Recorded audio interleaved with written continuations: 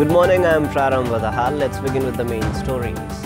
Minister in Province 2 manhandles secretary allegedly denying the minister's order to hand over project under poverty alleviation program to a particular NGO. Investigation committee has been formed. Government introduces bill that is likely to scrap jurisdiction of Public Service Commission. Commission warns of being unable to operate fairly in case the bill is endorsed as it is. Provincial governments failed to take ownership of road projects assigned by the federal government. The projects failed to gain momentum due to lack of classification. And David De Gea inspires Manchester United to a 1-0 win against Tottenham Hotspur at the English Premier League. Lionel Messi marks his 400th goal at the Spanish La Liga. Minister for Finance and Planning of Province 2, Bijay Kumar Yadav, has manhandled the Secretary of the Ministry of Industry, citing that the Secretary disobeyed his order to hand over a development project to a particular NGO. Although the wound of beating clearly shows on the Secretary's face, Minister Yadav has altogether ruled out the incident. The ministry in Janakpur at Province 2 that used to be busy with daily service seekers and staff, however, appeared tense on Sunday. The reason was the incident of manhandling of Secretary at the Ministry of Industry, Tourism, Forest and Environment, Bidyanath Jha, by the provincial minister. Secretary Jha has alleged Minister Yadav of thrashing him in the office itself for he denied to hand over a poverty alleviation project assigned by the federal government to the NGO preferred by the minister. Although there is a clear scar of a wound on the Secretary's face, Minister Yadav has denied the allegation. Following the incident, the provincial staff, including the Secretary, staged a sit-in at the ministry's gate itself, demanding action against Minister Yadav. After being confined to the office due to the sit-in, Minister Yadav then called police for rescue. Police took Secretary Jha into custody and he underwent treatment at the Janakpur Zonal Hospital. Altogether, 40 NGOs have been selected out of the total 193 NGOs who had applied at the provincial ministry for a capacity building project under the Poverty Alleviation Program. The list, however, does not include the NGO that had sought personal favor from Minister Yadav for selection. The Province 2 government, meanwhile, has formed a committee under Internal Affairs Minister Gyanendra Kumar Yadav to probe into the incident of manhandling. The committee has been provided with 7 days to come up with a report. Now, moving on, the bill formulated to integrate and amend the laws related to the Public Service Commission has reached the Parliament. The bill proposes removing a few special rights previously assigned to the Commission. Expressing discontent against the bill, the Commission has warned of complications in fair operation if the bill is endorsed the way it is. Based on the existing provision, permission of the Commission is mandatory for transfer of any official employed at the Public Service Commission. The provision was in place as the transfer of officials assigned with several sensitive tasks at the Commission created obstacles and hassles in its operation. The bill related to amendment and integration of laws concerned with the Commission registered at the Parliament does not include the provision of the requirement of the Commission's agreement for transfer of its employees. This is why the Commission is not satisfied with the bill. Many works related to examinations for open and internal competitions for government service are confidential in nature. A confidential department has been instituted at the Commission for this very reason. The success in maintaining confidentiality has sustained the public faith and trust on the Commission. However, the legal provision which would aid transfer of officials based on political affiliation may risk the fairness and trustworthiness of the Commission. Furthermore, the bill also proposes removing the Commission's right of erasing the obstacles to continue its operation. Likewise, the Commission previously had exclusive rights for budget expenditure. However, the bill proposes requirement of permission from the Finance Ministry for the Commission to spend its budget. The provision would be correct if it is to ensure financial transparency. However, it should not lead to obstacles in operation of the Commission if the Finance Ministry does not approve for budget expenditure. It is necessary for the parliamentarians to be aware as the reduction in rights could weaken the Commission with impacts on recruitment of new government officials. Construction works are yet to gain momentum as despite the implementation of federalism, road projects overseen by the centre, provinces and local levels remain to be classified. The Constitution has provisioned construction of roads with strategic significance and national highways by the federal government, roadways within the provinces by the provincial government and the roads at the local levels by the local units themselves. However, with the absence of classification of roads, road construction works are stranded across the nation.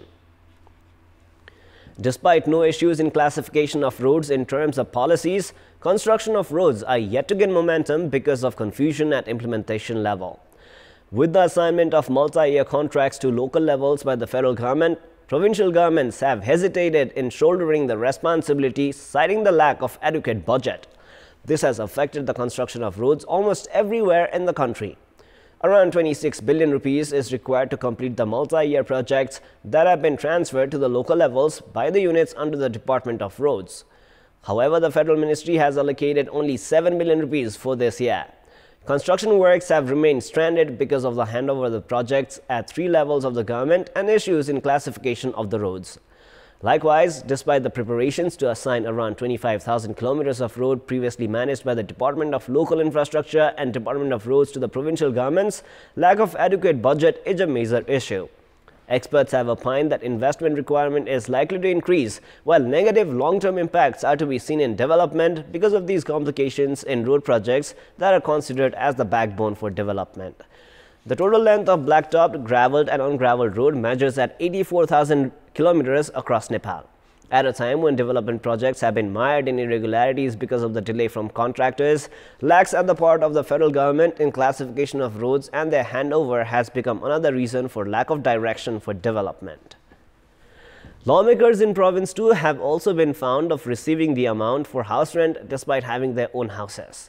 17 provincial assembly members who live in their own homes are still receiving the house rent facility, while 94 others have been found of receiving the salaries of their personal secretaries by just submitting the photocopy of citizenship certificates at the province secretariat. Leader of Nepali Congress Parliamentary Party in Province 2, Ram Saroj Yadav has a house at Campus Chowk near the Provincial Assembly building in Janakpur Dham. Yadav, who previously was the chairman of the District Development Committee and a parliamentarian, lives in his own house. However, he has been receiving 18,000 rupees each month from the Provincial Assembly Secretariat under the heading of house rent. A total of 17 Provincial Assembly members from Sanghiya Samajwadi Forum, Rashtriya Janata Party Nepal and Nepal Communist Party have their houses in Janakpur Dham. However, all of them have been receiving the house rent. Experts are of the opinion that the lawmakers receiving the house rent despite living in their own homes is a lack of ethics and morality. In addition to that, 94 among the 107 members in Province 2 have been found of receiving the salary of personal secretary by just submitting the photocopy of citizenship. According to the Provincial Assembly Secretariat, of the 94, 45 members are yet to submit the photocopies. Provincial Assembly members have been receiving the salary of their personal secretaries themselves using the name of their family members and close ones. Such a trend among the members at the apex entity of the province leaves less space for the public to believe on the efforts for good governance and corruption control. The trend of foreign nationals receiving the citizenship certificate of Nepal has been increasing in Saptari. While some receive the Nepalese citizenship certificate by submitting fake details with involvement of the district administration office, others purchase duplicate citizenship certificates in the market. District Administration Office Saptari has begun investigations after doubts of Indian nationals receiving Nepalese citizenship.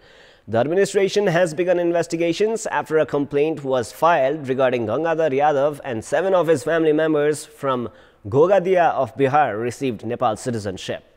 They received the citizenship by mentioning Saptari's Vutahi as their address.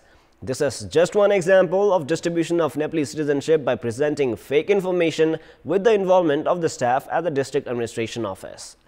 Police has arrested 2 people after investigation had begun following complaints filed by the locals. District Administration Office Saptari is investigating 3 of the 18 other complaints of citizenship distribution. In addition to this, the administration has also become aware of fake Nepalese citizenship being produced and distributed in the market. Fake signatures and stamps are found being used in the cards from the District Administration Office. Prior to this, Indian and Bangladeshi nationals, including 6 criminals from India, were reported to have received Nepalese citizenship from District Administration Office in Saptari.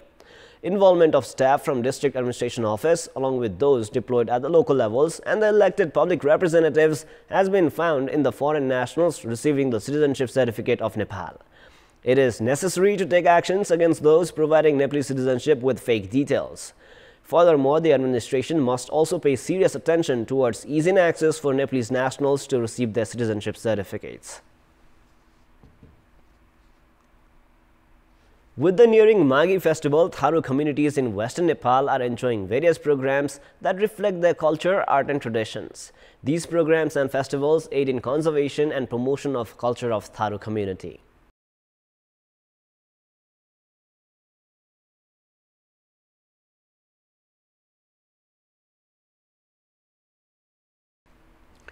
Regions with thick Tharu settlements have been engulfed with the fervor of Magi festival.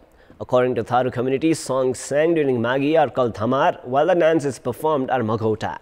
They organize different programs during Magi to exhibit their culture. The programs are the platforms for the Tharu community to present the handicrafts that reflect Tharu culture, their traditional attires, dances and musical performances.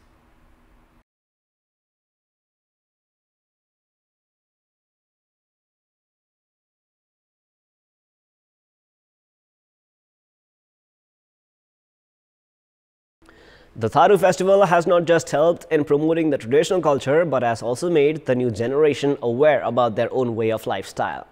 This has also helped in strengthening social unity and mutual respect. Province 5 has declared public holidays on the 1st and the 2nd of Magh month of Nepali calendar as the province hosts a large population of Tharus. Tharu community also observes and celebrates Magi as its new year. According to recent statistics, the Nepalese students are comparatively weaker in mathematics. In this context, we had asked the participants at the 7th National Mathematics Fair organized in Butwal what needs to be done to resolve the problem of the students being weak in mathematics. Let us now take a look at what they had to say. Public voice. तल्लो लेभलदेखि नै गणितलाई एउटा थ्योरीको रूपमा मात्रै नभएर यसको व्यावहारिक प्रयोग कहाँनिर हुन्छ भनेर विद्यार्थीहरूलाई सिकाउनु पर्यो। शिशु तहको आधारभूत र अलिकति मास्तिर पुग्दाखेरि व्यावहारिक पक्षलाई जोडियो भने गणित अहिलेको जस्तो गणित चाहिँ हुँदैन। हरेक स्कुलमा म्याथमेटिक्सको ल्याबहरू हुनु जरुरी छ। अहिले पनि यसलाई चाहिँ के भन्दा ब्ल्याकबोर्ड बाहेक ब्ल्याकबोर्डमा हिसाब गर्ने बाहेक यसलाई चाहिँ अरु ढंगले बुझेको छैन। म्याथ्स चाहिँ यस्तो बोरिङ छ कि 100 मार्क्सको थ्योरी लेखेरै दिनुपर्छ हैन। त्यसलाई पनि प्र्याक्टिकलकै रूपमा लैजान सक्यो भने 25 मार्क्स प्र्याक्टिकलको रूपमा राख्न सक्यो भने चाहिँ उनीहरु अलिकति इन्ट्रेस्टेड नै हुन्थ्यो। यो फेल हुने क्रम पनि अलि कम हुन्थ्यो। एप्लिकेसनमा नलगिकन डाइरेक्ट मोनिटरिङ गरेको हुनाले गणित विषय अलिकति अप्ठ्यारो परेको छ। हरेक विभागमा गणित चाहिन्छ तर यसलाई सिकाउने र सिक्ने प्रक्रिया जुन छ त्यो चाहिँ अलिकति प्रभावकारी भएन कि भन्ने कुरामा हाम्रो बहस जारी छ अहिले।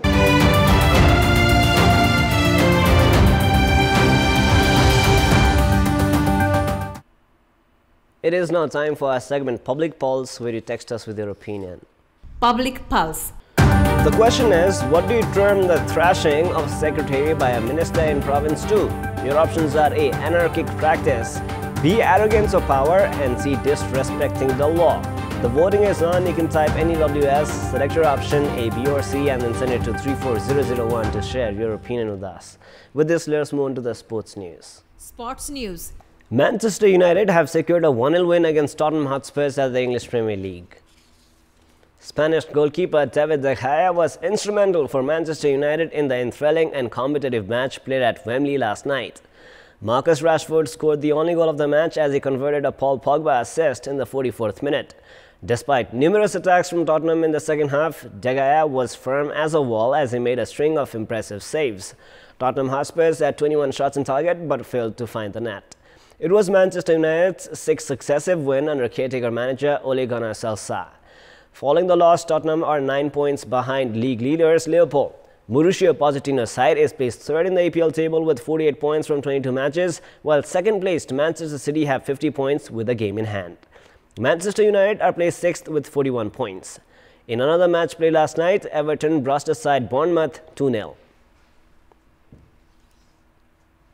Lionel Messi has marked historic 400 goals at the Spanish La Liga. Messi scored one as Barcelona saw off Eibar 3-0 in the match played at Nou Camp last night. Barcelona late in the 19th minute through Luis Suarez in the one-sided match. Messi converted a pass from Suarez in the 53rd minute to score his 400th goal at the La Liga. It has been almost 14 years since Messi's first goal at the Spanish league. Messi's first goal in the La Liga was scored in 2005 when he converted a Ronaldinho's assist. It took Messi 435 matches to become the first player to score 400 goals in the La Liga. Messi is the second player, only after Cristiano Ronaldo of Portugal, to score 400 goals in top European leagues. Cristiano has scored 409 goals, but Messi has played 63 less matches. Suarez scored his personal second goal of the match and Barca's third in the 59th minute.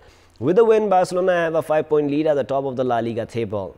In another match, Real Madrid saw Real Betis 2-1. Luka Modric scored in the 13th minute for Real Madrid. Sergio Canales equalized for the Verdes in the 67th minute, but Dani Ceballos grabbed the winner for Real Madrid in the 88th minute.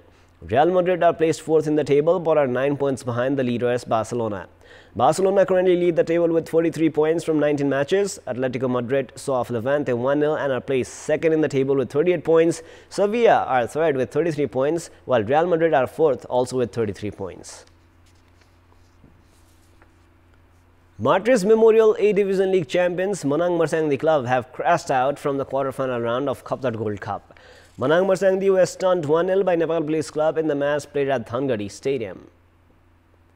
Manang had wasted the opportunity of leading in the match right at the beginning. Heman Gurung's shot in the 11th minute was saved by Police goalkeeper Satrughan Chaudhary. First half of the match ended goalless, but Police scored the only goal of the match in the 68th minute through Nir Kumar. Nir scored a beautiful goal as he converted a rebound through a Tej Tamang corner.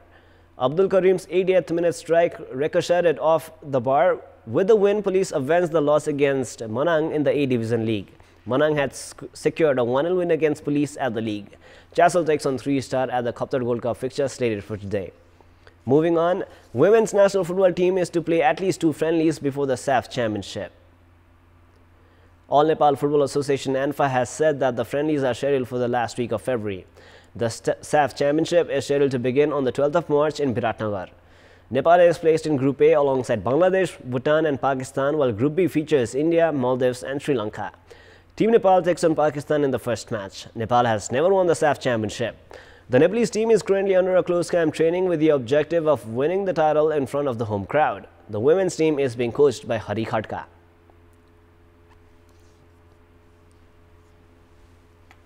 And now, before we wrap up, here's a look at the top stories one more time. Minister in Province 2 manhandled secretary allegedly denying the minister's order to hand over project under poverty alleviation program to a particular NGO. Investigation committee has been formed.